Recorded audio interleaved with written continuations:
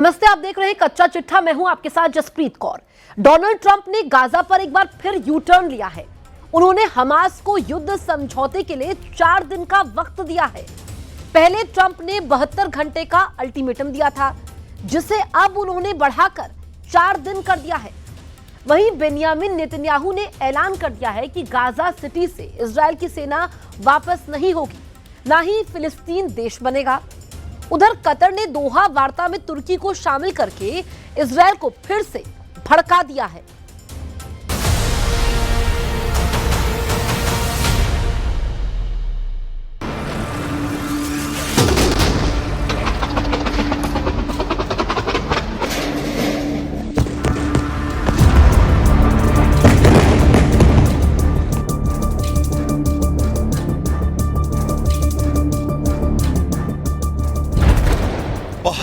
घंटे की deadline, 72 minute में धुआं धुआं।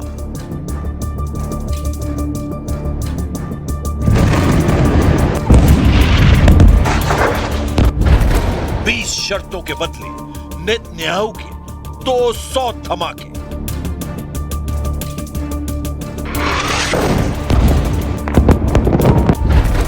ईरान का बारूदी ऐलान, इजरायल बनेगा कब्रिस्तान।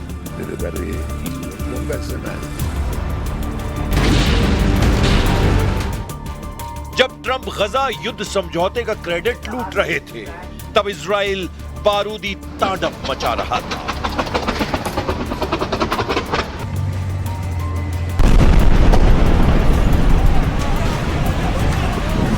जब ट्रंप ने नेतन्याहू को युद्ध समझौते के लिए तैयार किया, तब गजा में मौत नाच रही थी। जंगी जेट बारूद बरसा रहे थे। मिसाइल धमाके पहले की तरह हो रहे थे। गजा की गलियों में इजराइल के टैंक गोले दाग रहे थे। समझौते के ऐलान के बाद भी इजराइल रुका नहीं। महज 24 घंटे के अंदर इजराइल ने गजा में 37 लाशें बिछा दी हैं। हमास के साथ इजराइल ने हिजबुल्लाह पर भी भयानक हमला किया है। उधर हमास ने यह कहकर युद्ध के भीषण दौर में जाने की गारंटी दी है कि उसे ट्रंप का पीस प्लान पता ही नहीं। यानी दोनों खेमे खून खराबे के लिए उतावले हैं। तो फिर ट्रंप किस बात के चैंपियन बन रहे हैं? क्यों ट्रंप गजा युद्ध पर सच नहीं स्वीकार कर रहे हैं? सब कुछ बड़ा विचित्र है। 30 सितंबर को दोपहर तक हमले में इजराइल ने 37 से ज्यादा शवों का ढेर लगा दिया है। यह हमले ट्रंप के पीस प्लान पर नेतन्याहू की सहमति के बाद हुए हैं। उधर हमास ने 30,000 आत्मघाती लड़ाकों को युद्ध में झोंकने का सिग्नल दिया है। हमास लीडरशिप ट्रंप के समझौते को मानने के मूड में नहीं। ईरान में हमास के प्रतिनिधि खालिद कद्योमी ने कहा है कि फिलिस्तीन के किसी भी फैसले का हक सिर्फ फिलिस्तीनियों का है। This is very important point. See, the right to self-determination. The next day of war is pure Palestinians. These are the basic principles. Anything to be discussed about the political future of Palestine should address these very important points. No one has right to intervene into the Palestinian affairs but the Palestinians themselves.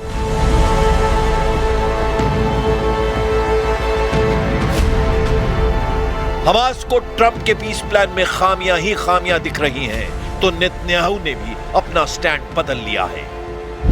Trump के गजा युद्ध समझौते में अहम और जरूरी बात यह है कि इजराइल गजा पर न कब्जा करेगा, साथ ही इजराइल की सेना गजा से वापस लौटेगी। वहीं ट्रंप से मुलाकात के कुछ देर बाद नेतन्याहू ने ऐलान किया है कि इजराइल डिफेंस फोर्स गजा पट्टी में कब्जा नहीं छोड़ेगी। במקום שהחמאס יבודד אותנו, הפכנו את היוצרות ובודדנו את החמאס. עכשיו כל העולם, גם העולם הערבי והמוסלמי, לוחץ על החמאס לקבל את התנאים שהצבנו יחד עם הנשיא טראמפ, לשרת כל חטופינו, החיים והחללים כאחד, כשצה"ל נשאר ברוב הרצועה. מי היה מאמין לזה? הרי כל הזמן אומרים, אתה חייב לקבל את התנאים של החמאס, להוציא את כולם, צה"ל צריך לצאת החוצה. והחמאס יכול להשתקם, הוא יכול גם לשקם את הרצועה. לא ולא, זה לא קורה. ההפך. We're going to do about 3 or 4 days. We'll see how it is. All of the Arab countries are signed up. The Muslim countries all signed up. Israel's all signed up. We're just waiting for Hamas. And Hamas is either going to be doing it or not. And if it's not, it's going to be a very sad end. Hamas समर्थक अलग अलग fighter group Trump के plan पर भड़के हुए हैं। गजा में Trump के समझौते को अमेरिका और इजराइल को मुनाफे का बताया जा रहा है। वहीं पीएम नेतन्याहू ने भी ये साफ कर दिया है कि वो फिलिस्तीन देश नहीं बनने देंगे। ट्रंप के सुझाए समझौते में भी इसका कोई जिक्र नहीं किया गया है। ממש לא, זה גם לא כתוב בהסכם. אבל דבר אחד כן אמרנו, שאנחנו נתנגד בתוקף למדינה פלסטינית.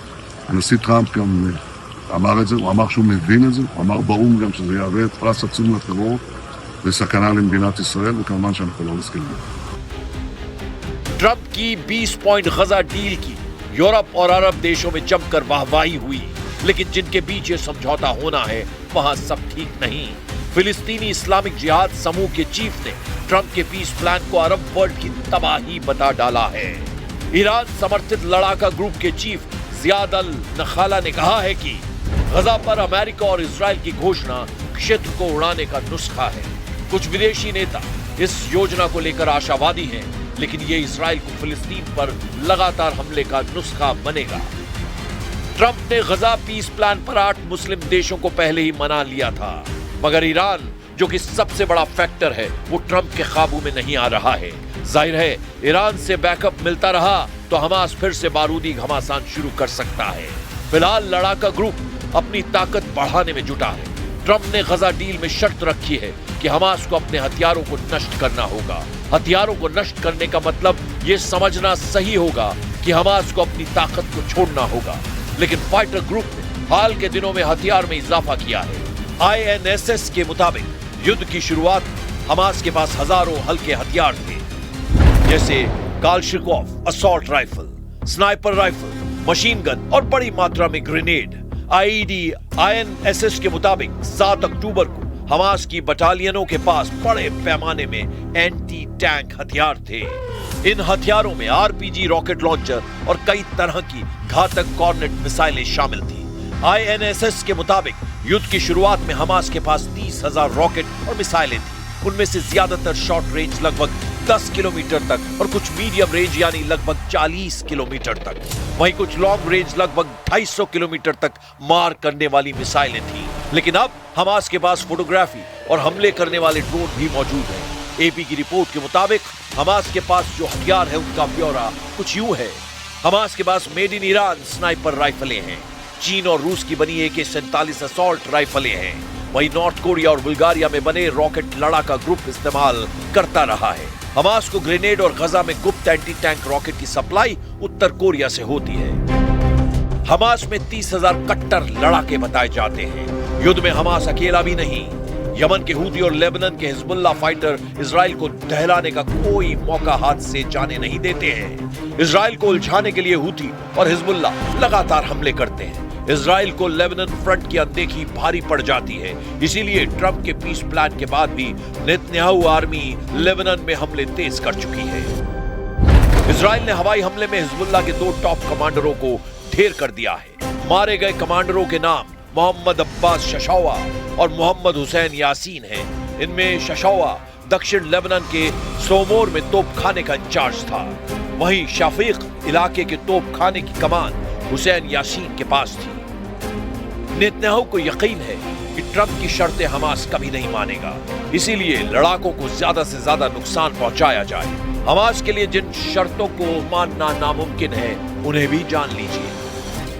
डील में हमास को हथियार छोड़ने और सुरंग नेटवर्क तबाह करने के लिए कहा गया है। इसका सीधा मतलब है गजा और फिलिस्तीन से हमास की ताकत को खत्म कर देना, जिसे हमास लीडरशिप कभी नहीं मानेगी। दूसरा अहम पेच ये है कि हमास को भविष्य की सरकार में किसी भी तरह की कोई भूमिका नहीं दी जाएगी। मायने ये है कि हमास की अहमियत अपने आप खत्म हो जाएगी। जिस हमास ने 2 साल तक इजराइल से युद्ध लड़ा, जिस लड़ाका ग्रुप ने इजराइल के आगे सिर नहीं झुकाया, वो क्या ट्रंप की धमकियों से डरकर बंधकों को रिहा कर देगा? अब तक ट्रंप के गजा पर जितने भी दाव थे सारे नाकाम साबित हुए हैं। हालांकि इस बार उन्हें दुनिया भर के तमाम देशों से समर्थन मिल रहा है। यहां तक कि अरब देशों ने भी ट्रंप के पीस प्लान को अच्छी पहल माना है। तुर्की जैसे तिकड़मी देश ने ट्रंप की हां में हां मिला दी है। मगर खलीफा कब इजराइल के खिलाफ नई चाल चलेंगे कोई नहीं जानता। उधर ईरान तो ट्रंप के किसी भी समझौते को मानने को राजी नहीं। इजराइल के दुश्मन फाइटर ग्रुप युद्ध खत्म करने के मूड में नहीं है, यानी लड़ाई का नया अध्याय ज्यादा विनाशकारी साबित हो सकता है।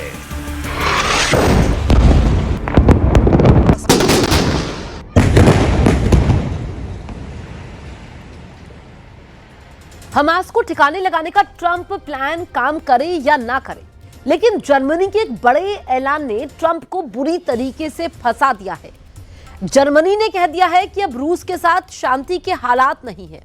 वहीं डोनाल्ड ट्रंप को कहना पड़ा है कि पुतिन को डराने के लिए उन्होंने रूस के पास परमाणु पनडुब्बी तैनात कर दी है।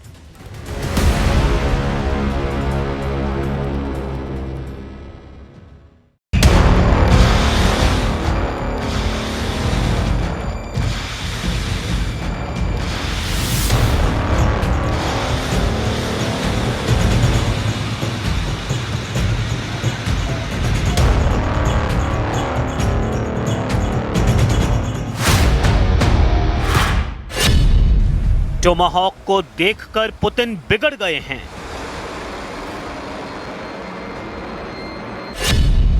टोमाहॉक को देखकर पुतिन उखड़ गए हैं।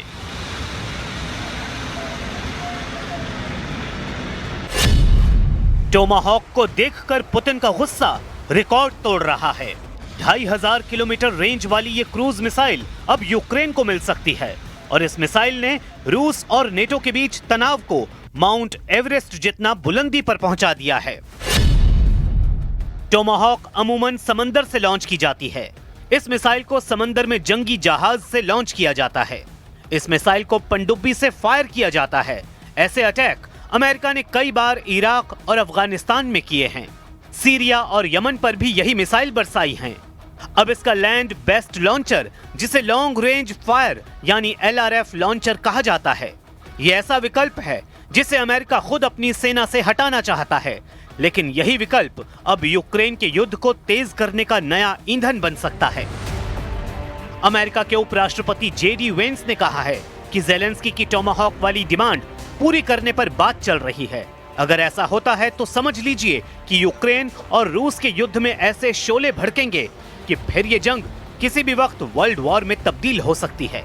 लेकिन रूस और नेटो में बड़ा युद्ध भड़काने वाली स्टेटमेंट अमेरिका से नहीं आई है। यूक्रेन को हथियार सप्लाई करने वाले सबसे बड़े मददगार देश जर्मनी ने पुतिन के गुस्से को आसमान में पहुंचा दिया है। जर्मनी के चांसलर फ्रेडरिक मर्ज ने कहा है कि यूरोप का रूस से युद्ध तो नहीं चल रहा, लेकिन अब दोनों के बीच अब शांति नहीं है। पूरी दुनिया में अब यही कयास लगाए जा रहे हैं। अमेरिका से लेकर यूरोप और दुनिया का बाकी मीडिया भी बता रहा है कि जर्मनी और रूस के बीच बहुत बड़ा बवंडर शुरू हो सकता है और इसकी जद में पूरा यूरोप आएगा। इसका डर बना हुआ है। जर्मन चांसलर फ्रेडरिक मर्ज ने कहा कि रूस का युद्ध हमारे लोकतंत्र के खिलाफ है, हमारी आजादी के खिलाफ है और अब पुतिन पूरे नेटो की एकजुटता को आजमा रहे हैं। साफ है कि फ्रेडरिक मर्ज बता रहे हैं कि नेटो और रूस के बीच युद्ध के हालात बन रहे हैं। जर्मनी का हैम्बर्ग फ्रिगेट डेनमार्क पहुंच गया है। डेनमार्क में यूरोपीय संघ की शिखर वार्ता के दौरान बड़ा खतरा रूस बन गया है। डेनमार्क को डर है कि रूस के ड्रोन घुसपैठ करेंगे, यूरोप को चैलेंज करेंगे। डेनमार्क को पहले ही ड्रोन घुसपैठ की वजह से अपने हवाई अड्डे बंद करने पड़े थे।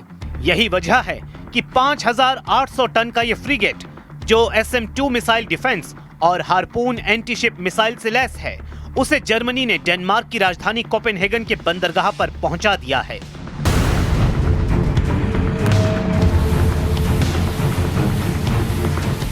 डेनमार्क में यूरोपीय संघ की मीटिंग के वक्त रूस के ड्रोन खतरा बन चुके हैं। इस दौरान 47 सदस्यों वाली यूरोप की पॉलिटिकल कम्युनिटी भी डेनमार्क में मिलेगी और जब यहाँ यूरोप के बड़े बड़े लीडर होंगे तब डेनमार्क की हवाई सुरक्षा बहुत बड़ी चुनौती है।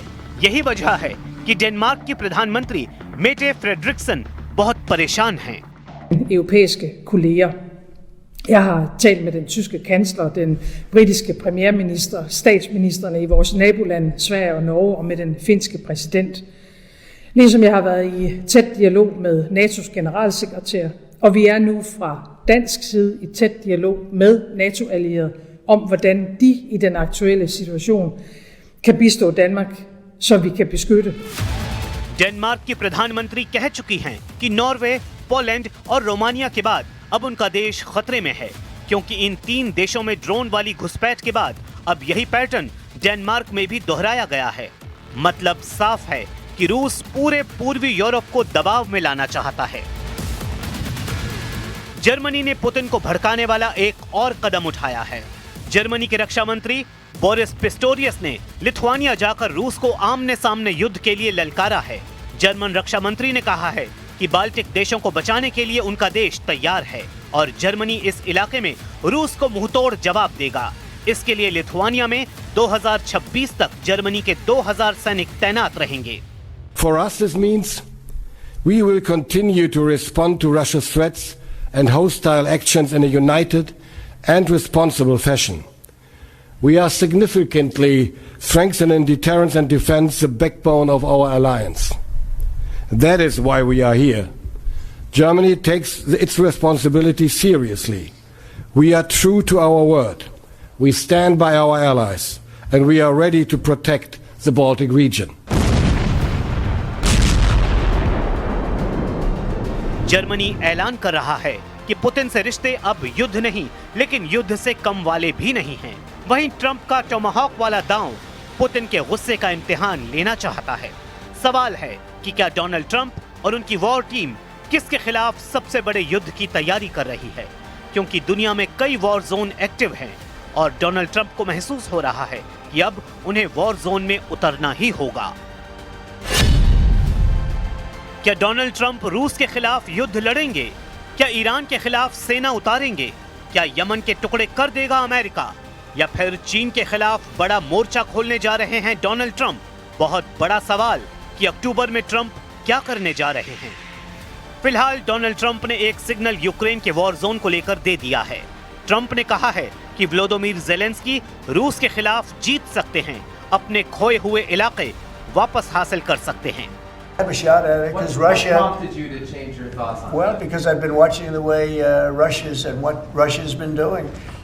I'm very dissatisfied with what Russia's doing and what President Putin is doing. I haven't liked it at all. He's killing people for no reason whatsoever, and they are doing very poorly considering they have put it all out on the line.